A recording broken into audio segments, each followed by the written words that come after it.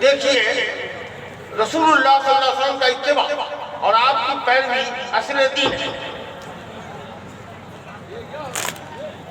یہ دین کی اساس ہے, دین کی بنیاد ہے, دین کا انتہائی اہم ستون ہے. بلکہ اگر نبی صلی اللہ علیہ وسلم کی پیروی نہ کی جائے تو دین پر عمل ممکن ہی نہیں ہے. آپ کی اطاعت سے انحراف ہو یا اللہ کی اطاعت سے انحراف ہو,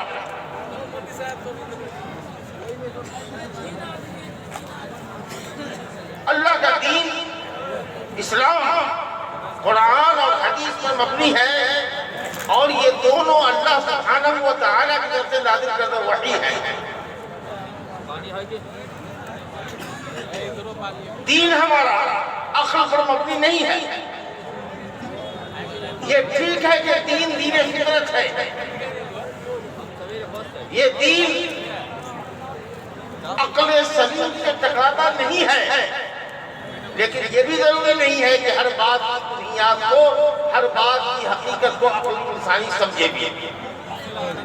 اسی لیے اگر کوئی بات ہماری عقل سے ٹکراتی ہو یا سمجھ میں نہ آتی ہو تو ہم پر بحیثیت مسلمان, بحیثیت امت رسول واجب ہے کہ ہم بلا چین و چرا آپ کی بات کو, نبی صلی اللہ علیہ وسلم کی بات کو, اللہ رسول کی بات کو قبول کریں.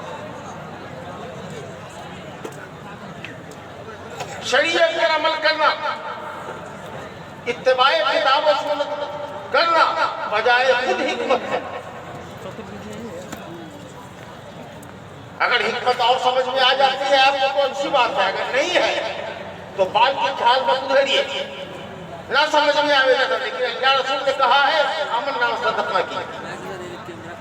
حضرت عائشہ صدیقہ رضی اللہ عنہا پوچھی گئی, ان سے سوال کیا گیا, حضرت عائشہ رضی اللہ عنہا سے سوال کیا گیا کہ کیا بات ہے, ما بال الحائض تقضی صوم ولا تقضی صلاۃ, کیا وجہ ہے کہ ایک حائضہ عورت روزے کی قضا تو کرتی ہے لیکن نماز کی قضا نہیں کرتی. گویا سائل یا سائلہ کا مقصد یہ تھا کہ نماز روزے سے زیادہ اہم عبادت ہے. شریعت نے روزہ عورتوں کے لیے معاف کر دیا ہے, اس کا انجام تھا, نماز معاف کر دی, لیکن روزہ کا مطالبہ ہے کہ روزہ پورا کرو. کیا اس کی وجہ ہو سکتی ہے؟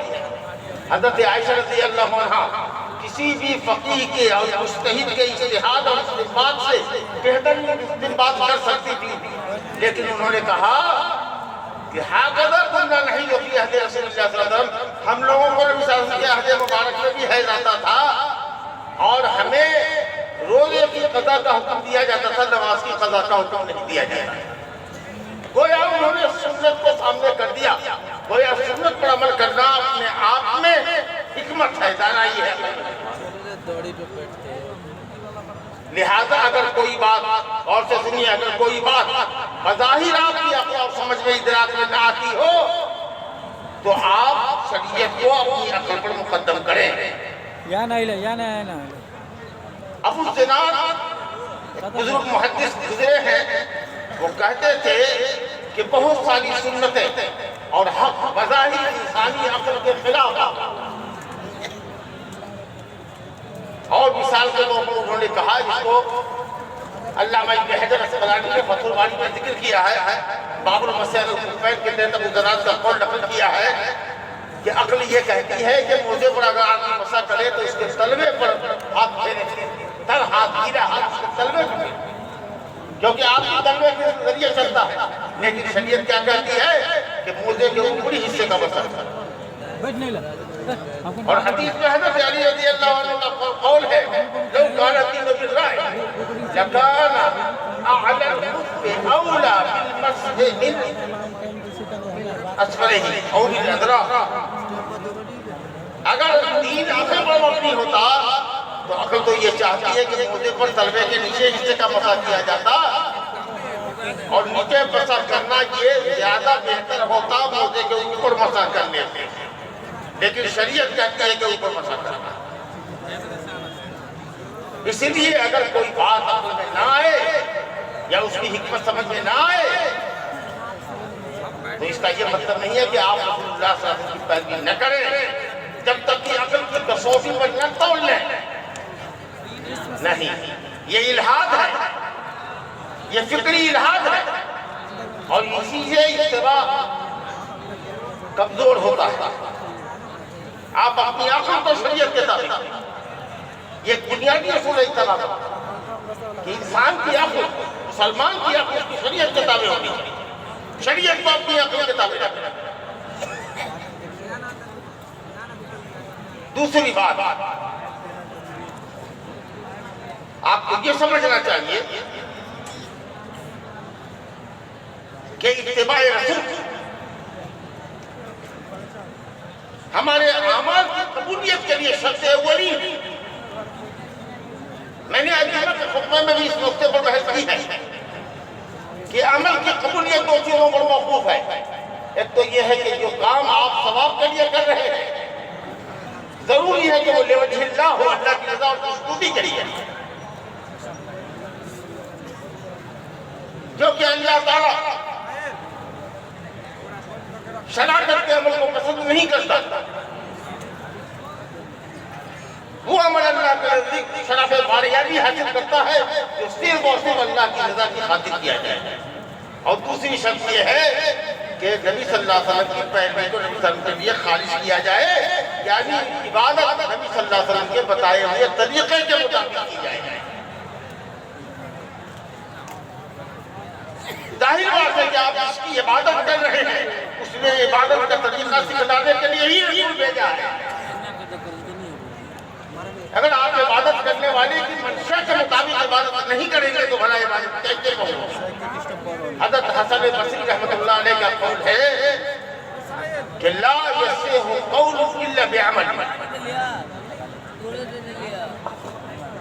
ولا یصح عمل قول وعمل الا بالنیة ولا یصح قول وعمل ونیة الا بالسنة.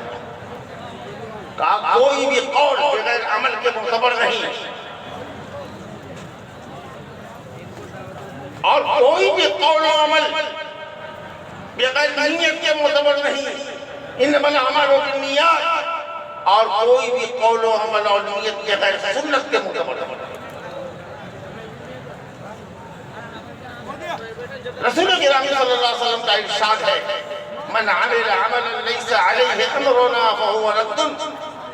کوئی بھی عمل کر دو، کتنا بڑا ہی عمل کر لو، لیکن نبی صلی اللہ علیہ وسلم کی سنت کے مطابق نہیں ہے تو وہ عمل مردود ہے.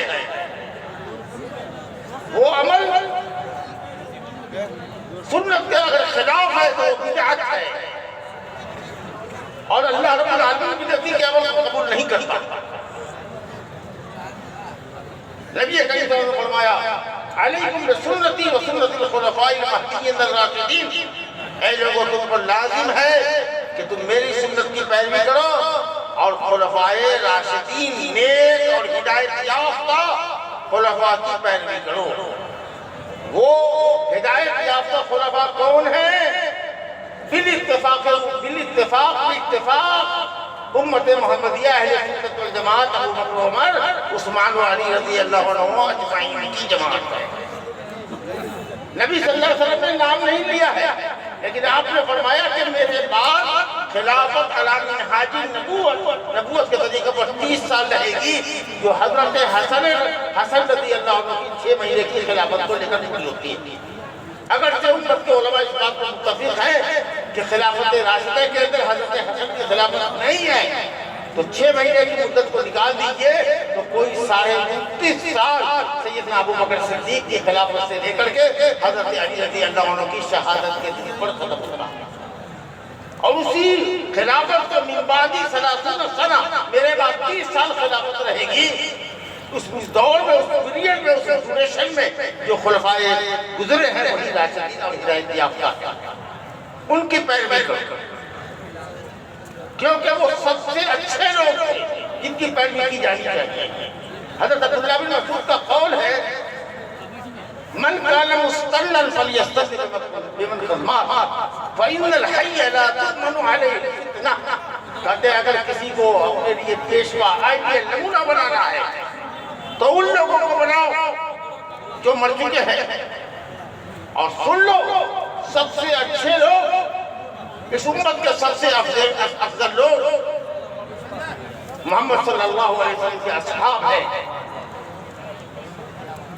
كانوا أبر الناس قلوبا وأعمقهم علما وأقلهم تكلفا، سب سے زیادہ گہرا علم رکھنے والے،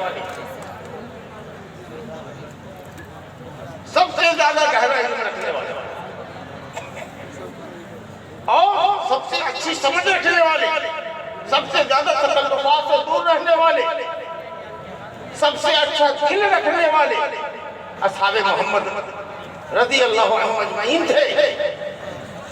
اللہ نے ساری دنیا کو دیکھا، سب سے اچھا قلب محمد صلی اللہ علیہ وسلم کا پایا، تو نبوت کے فیضان کے لیے نبی صلی اللہ علیہ وسلم کو منتخب فرمایا، اور اس کے بعد نبی صلی اللہ علیہ وسلم کے وزراء کی حیثیت سے، نبی صلی اللہ علیہ وسلم کے اصحاب کی حیثیت سے، نبی صلی اللہ علیہ وسلم کے دین اور آپ کی شریعت کی بالادستی کے لیے جن لوگوں کا انتخاب فرمایا وہ امت کے سب سے افضل لوگ تھے، وہ صحابہ کرام تھے۔ ان سے محبت کرو، ان کی سنت کو، ان کے آداب و اخلاق کو مضبوطی سے تھامو۔ اگر یہودیوں سے پوچھو گے کہ تمہاری ملت کے سب سے اچھے لوگ کون ہیں، تو کہیں گے کہ ہمارے احبار ہیں، حضرت موسیٰ کے اصحاب ہیں۔ اور عیسائیوں سے پوچھو گے، نصارہ سے، کہ تمہاری ملت کے سب سے اچھے لوگ کون ہیں، تو کہیں گے کہ عیسیٰ علیہ السلام کے حواریین اور ان کے مددگار ہیں۔ لیکن اگر شیعوں سے پوچھو گے، روافض سے پوچھو گے، شیعوں سے پوچھو گے کہ تمہاری امت کے سب سے گھٹیا اور خراب لوگ کون ہیں، تو کہیں گے اصحاب محمد۔ ان کے نزدیک تینوں خلفاء کافر ہیں سوائے حضرت علی بن ابی طالب رضی اللہ عنہ۔ دین میں جتنی دھما چوکڑی، آپ نے سنا مولانا سے جو ہم سے پہلے آئے تھے، مولانا توفیق مدنی صاحب، کہ دین کو سب سے زیادہ اگر کسی نے بگاڑا ہے اور شرک و بدعت کے اکھاڑے قائم کیے ہیں تو شیعہ ہے، روافض۔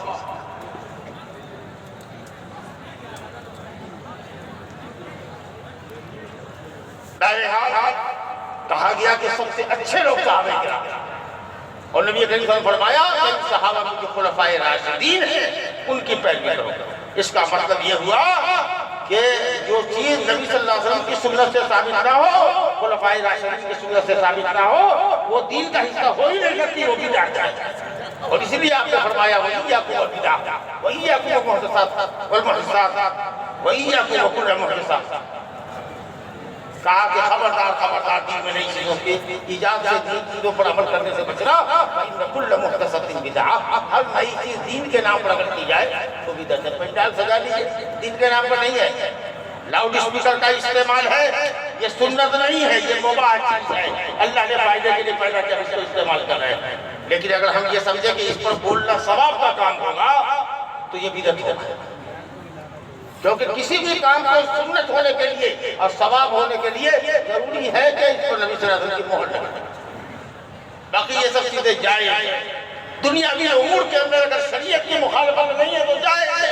الاصل فی الاشیاء الاباحہ، ہر چیز کے اندر اصل یہ ہے کہ وہ مباح ہے، مگر یہ کہ شریعت کو منع کرے۔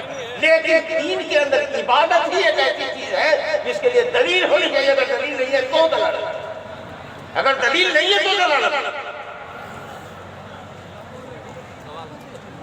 ثواب کا دیکھو اتباع کا یہ بھی ایک بنیادی اصول ہے کہ ہر وہ کام جو ثواب کا ہو، عبادت کے جنس سے جس کا تعلق ہو، اور نبی کریم صلی اللہ علیہ وسلم نے اس کام کو نہ کیا ہو، حالانکہ تقاضۂ عمل موجود رہا ہو، لیکن تقاضے کے باوجود بھی آپ نے وہ عمل نہ کیا ہو تو یہ واضح نہیں ہو کہ وہ عمل بدعت ہے۔ اب بتائیں آپ کو نبی صلی اللہ علیہ وسلم کی پیدائش کہ 40ویں سال آپ کو اللہ نے نبوت سے نوازا، 63 سال میں آپ کی وفات ہوئی، 13 سال مکے میں گزارا، 10 سال مدینے میں گزارا، 23 سال نبی رہے، لیکن آپ نے اپنی پیدائش کا دن نہیں منایا۔ کون سی چیز روکتی تھی آپ کو؟ تقاضا موجود تھا، نہ کیک کاٹتے، نہ بڑی دعوت کرتے، لیکن چھوٹے ہی پیمانے پر جو اس زمانے میں کر سکتے تھے، کچھ لوگوں کو کھجور کھلا دیتے ہی صحیح، مالیدہ بنا کر کھلا دیتے، آج میری پیدائش کا دن ہے۔ لیکن آپ نے نہیں کیا۔ کچھ لوگ کہتے ہیں کہ نبی صلی اللہ علیہ وسلم سے پوچھا گیا سوموار کے روزے کے متعلق کہ یا رسول اللہ سوموار کا روزہ کیسا ہے، تو آپ نے فرمایا کہ اس دن میں پیدا کیا گیا اور اسی دن مجھ پر نبوت کا فیضان ہوا۔ ذاک یوم ولدت فیہ ویوم انزل علیہ، اسی دن مجھ پر نبوت نازل ہوئی، شریعت اتری، وحی الہی اتری۔ کہا دیکھو تو نبی صلی اللہ علیہ وسلم پیدائش کا تو ذکر کیا ہے، کہا سوموار کے دن کا ذکر کیا ہے، اور آپ نے سوموار کی حکمتوں اور فوائد میں سے ایک فائدہ یہ ذکر کیا کہ اس دن میں پیدا ہوا، اس دن میری نبوت ہوئی، اس دن اللہ تعالیٰ کے پاس بندوں کے اعمال چڑھتے ہیں۔ یہ ساری باتیں ہوئی، یہ سوموار ہر ہفتے میں آتا ہے، لیکن نبی صلی اللہ علیہ وسلم کی پیدائش کے دن میں آتا ہے ہر ہفتے کی۔ یہ کام تو ہر ہفتے کرنے کا ہے۔ کچھ لوگوں نے بڑے بھولے بھالے لوگ ہیں، بڑے بختار ہیں، سادگی میں لوگوں کو دھوکہ دیتے ہیں، کہتے ہیں کہ چلو بھائی نبی صلی اللہ علیہ وسلم نے نہیں کیا، اپنا جنم دن کون مناتا ہے، یہ آپ کا تواضع تھا، آپ کی خاکساری بھی نہیں منایا۔ پھر خلفائے راشدین کہاں تھے؟ قسم اللہ کی اگر یہ ثواب کا کام ہوتا، نبی سے محبت کی دلیل ہوتی، تو صحابہ کرام اس موقع کو کبھی فروگزاشت نہیں کر سکتے تھے۔ وہ ہر خیر کی طرف لپکنے والے تھے، ہر خیر کی طرف لپکنے والے تھے۔ لہذا جب انہوں نے نہیں کیا، تقاضا موجود تھا، نہیں کیا، نہ تابعین نے کیا، نہ تابعین نے کیا، نہ ائمہ دین امام مالک، امام ابو حنیفہ، امام شافعی، امام احمد نے کیا۔ تب ہوا 5ویں صدی کے اندر جب بنو فاطمیہ کی شیعوں کی حکومت قائم تھی مصر کے اندر، تو انہوں نے نبی صلی اللہ علیہ وسلم کا، حضرت علی و حضرت فاطمہ رضی اللہ عنہما کا، حسن و حسین رضی اللہ عنہما کا اور وقت کے خلیفہ کا جنم دن منایا، 6 میلادیں منائی گئی۔ تو کہا گیا یہ کہ تقاضا موجود ہو اس کے کرنے کا نہیں کیا۔ نبی صلی اللہ علیہ وسلم کو معراج ہوا، بڑے جشن کے ساتھ، بڑی گہما گہمی کے ساتھ، بڑے تن طلاق کے ساتھ، بڑے تام جھام کے ساتھ لوگ شب معراج مناتے ہیں۔ جس کو اللہ نے عزت دی اس رات میں، اس نے تو کبھی نہیں تام جھام کیا، کہیں بھی آپ نے چراغاں نہیں کیا، کوئی اس رات میں وعدہ نصیحت نہیں کیا، کوئی نماز اس میں نہیں آپ نے پڑھی۔ آپ کیسے متبع سنت ہیں کہ سنت کی پیروی کا دعویٰ بھی کرتے ہیں، لیکن آپ نبی صلی اللہ علیہ وسلم کے عمل کو نہیں دیکھتے۔ کون سی چیز نبی صلی اللہ علیہ وسلم کے لیے مان لیتے؟ ہجری سال جب آپ نے ہجرت کیا، آپ کی زندگی میں آیا، خلافت راشدہ میں حضرت عمر فاروق نے ہجری سال سے اسلامی تاریخ کا آغاز کیا۔ وہ سیلیبریٹ کر سکتے تھے، پہلی محرم الحرام کو سیلیبریٹ کر سکتے تھے، آپ کیوں کرتے ہیں؟ آپ کو اسلامی ہجری سال تو چھوڑ دیجئے، آپ کو عیسوی میلادی سال کا جشن مناتے ہیں، جبکہ دونوں ہی سالوں کا جشن منانا بدعت ہے، اسلام میں بدعت ہے، یہود و نصارہ کا تشبہ۔ اچھا، کچھ لوگ یہ سمجھتے ہیں کہ دین کے اندر جتنی تکلیف برداشت کریں گے اتنا ثواب زیادہ ہوگا۔ تو کچھ لوگوں کو دیکھیے گا کہ سالوں سال باہر نکلے ہوئے ہیں، کیا بات ہے بھائی، وہ دعوت تبلیغ کے لیے نکلے ہوئے ہیں، گٹھڑی مٹری لے کر کے نکلے ہوئے ہیں، بیوی کی فکر نہیں، بیٹی کی فکر نہیں، بچوں کی فکر نہیں، کاروبار کی فکر نہیں، روکھا پھیکا کھاتے ہیں، بیوی سے بستر الگ رکھتے ہیں، وغیرہ وغیرہ، گوشت نہیں کھاتے ہیں، اچھا لباس نہیں پہنتے ہیں، اللہ رب العالمین نے توفیق دیا ہے، تکلیف میں زندگی بسر کرتے ہیں، جوگیانہ دین سمجھتے ہو اسلام کو، ان لوگوں کی طرح سمجھتے ہو جو جنگلوں میں رہتے ہیں، لنگوٹی باندھ کے رکھتے ہیں، پورا بدن کھلا رہتا ہے، ہوا میں ہاتھ کو لہرا کر سکھا دیتے ہیں۔ ایسا دین نہیں ہے، تکلیف کا نام دین نہیں ہے۔ اللہ کا دین تو آسانی پر مبنی ہے، یرید اللہ بکم الیسر ولا یرید بکم العسر، اللہ تو آسانی چاہتا ہے، سختی تو کبھی نہیں چاہتا۔ ما جعل علیکم فی الدین من حرج، ہمارے دین میں اللہ نے کوئی تنگی رکھی ہی نہیں ہے۔ وَعِزْتُ بِالْحَنِیفِیَّةِ السَّمْحَةِ، اللہ رب العالمین نے توحید کا آسان دین دے کر ہم کو بھیجا۔ آپ یہ فرما رہے ہیں اور آپ مشقت کی زندگی کو دین اور ایمان سمجھ رہے ہیں۔ ایک بوڑھے نے نظر مانی تھی ایک آدمی نے کہ وہ مکہ شریف چل کر کے جائے گا پیدل، اور دیکھا نبی صلی اللہ علیہ وسلم نے کہ وہ 2 بیٹوں کے کندھوں پر ہاتھ رکھ کر کے اپنے پاؤں کو زمین پر گھسیٹتا ہوا مکہ کے راستے میں جا رہا ہے۔ آپ نے پوچھا کیا ہے بھائی اس کا؟ تو کہا کہ انہوں نے نظر مانی ہے، منت مانی ہے کہ مکہ جائیں گے۔ بخاری شریف کی حدیث آپ نے کہا ان اللہ عن تعذیب ھذا نفسہ لغنی، اللہ رب العالمین اس شخص کے اپنے آپ کو عذاب دینے سے اور تکلیفیں مبتلا کرنے سے بے نیاز ہے۔ کون سو کی چڑھے سواری پر چڑھا کر کے اس کو لے، لیکن ہاں اگر دین کے تقاضا کو پورا کرنے میں، دین پر عمل کرنے میں اگر آپ کو مشقت ہے تو وہ مشقت باعث ثواب ہے آپ کے۔ اب آپ دیکھ لیجیے یہ مسجد ہے، کوئی 10 قدم سے چل کے آتا ہے، کوئی 100 قدم سے چل کے آتا ہے، کوئی 500 قدم سے چل کے آتا ہے، مسجد میں جماعت کے لیے حاضر ہوتا ہے۔ بتائیے 100 قدم چل کے آنے والوں کا ثواب اور 500 قدم سے چل کر آنے والے کا ثواب دونوں برابر ہوگا؟ نہیں۔ نماز کا ثواب ٹھیک ہے الحمدللہ، اس کی نیت کے مطابق معاملہ اللہ جانے جس کو کیا ملے گا، لیکن ہر قدم کے اوپر ایک نیکی اور ہر قدم کے جو زمین پہ پڑتا ہے ایک گناہ معاف ہوتا ہے۔ ظاہر ہے کہ جس کے قدم کتنے ہوں گے اس کو اتنا زیادہ ثواب ملے گا۔ اس لیے جب اماں عائشہ رضی اللہ عنہ نے نبی صلی اللہ علیہ وسلم سے فرمائش کی کہ میں حج کے لیے عمرہ کے لیے آئی تھی اور ماہواری کی وجہ سے میں عمرہ نہیں کر سکتی، حج میں داخل ہو گئی، میں چاہتی ہوں کہ الگ سے ایک عمرہ کروں، تو آپ نے ان کے بھائی عبد الرحمن بن ابو بکر رضی اللہ عنہ کو کہا کہ جا کر ان کو مقام تنعیم سے عمرہ کرا کے لیا۔ لیکن آپ نے کہہ دیا اماں عائشہ سے کہ اجرک علی قدر نسبک ونفقتک، کہ ہم تمہارا اجر عمرہ کرنے کا تمہاری تکان محنت اور تمہارے خرچ کے اعتبار سے ہے۔ ظاہر ہے کہ جو مدینہ سے آ کر کے عمرہ کرے گا وہ مقام تنعیم سے آ کر کے عمرہ کرے گا تو وہ برابر نہیں ہو سکتا۔ جو ہندوستان جو نیپال اور جاپان سے جا کر کے عمرہ کرے گا اس کو تکان ہوگی، اس کے پیسے زیادہ ہیں۔ تو اگر اسلامی عمل پر، اسلامی احکام پر عمل کرنے کے لیے اگر مشقت برداشت کرنی پڑتی ہے وہ مشقت عین ثواب ہے۔ اسی لیے مسلم میں روایت ہے کہ حضرت جابر بن عبد اللہ انصاری رضی اللہ عنہ کا گھر مسجد نبی سے دور تھا، انہوں نے اور ان کے قبیلے والوں نے چاہا کہ ہم اپنے گھر کو نبی صلی اللہ علیہ وسلم کی مسجد کے قریب منتقل کر لیں۔ جب آپ کو معلوم ہوا کہ یہ حضرات اپنا مکان وہاں بھیج کر مسجد نبی کے پاس آ رہے ہیں تو آپ نے ناراضگی کا اظہار کیا اور کہا کہ کیا تم اس بات کو نہیں پسند کرتے کہ دور سے چل کر کے مسجد میں آؤ اور تمہارے ہر قدم پر اللہ تعالیٰ ایک درجہ ثواب کا تم کو عطا فرمائے؟ کہا یا رسول اللہ۔ ایک صحابی نے جن کا گھر وقت کے دامن میں تھا، ایک وقت کی نماز جس کی خطا نہ ہوتی تھی مسجد میں، اس نے کہا یا رسول اللہ ہم چاہتے ہیں کہ یہاں قریب ہو جائے۔ آپ نے کہا کہ نہیں، تو کہا اچھا ٹھیک ہے، تو ایک شخص کے اوپر ہم وہی گھر رکھتے ہیں کہ اگر مسجد ہم آتے ہیں تو جس طریقہ سے ایک قدم پر ثواب اور گناہ معاف ہوتا ہے، میرا مسجد سے لوٹ کر گھر جانا بھی ہمارے لیے باعث اجر و ثواب ہو۔ کہا انطاق اللہ ذالک، اللہ تعالیٰ تمہاری مراد پوری کرے اور تمہارے حوصلے کی اللہ تعالیٰ لاج رکھے اور تمہاری نیت کے مطابق تم کو ثواب دے۔ کیونکہ ظاہر ہے کہ جو آدمی مسجد آیا ہے وہ مسجد میں نہیں رہے گا، وہ گھر بھی لوٹنا ہے، لہذا واپسی بھی اس کی ویسے ہی ثواب کی باعث ہوگی جیسے کہ اس کی آمد ہوئی ہے۔ تو بزرگوں دوستو، یہ سب کچھ اصول ہوتے ہیں جن کو آپ کو اتباع کے پیش نظر رکھنا ہوگا کہ کیا چیز ہے۔ کچھ لوگ تکلیف سہنے کو نیکی سمجھتے ہیں، کچھ لوگ اللہ تعالیٰ کی نعمتوں کو ترک کر کے اس کو نیکی سمجھتے ہیں، کچھ لوگ عقل کو بالکل بانجھ بنا لیتے ہیں، کچھ لوگ عقل کے غلام بن جاتے ہیں۔ نہیں، اس عقل کی قدر ہے اسلام میں جو عقل شریعت کے تابع ہو۔ اگر حکمت سمجھ میں آوے الحمدللہ، نہ سمجھ میں آوے الحمدللہ، کتاب و سنت پر عمل کرنا۔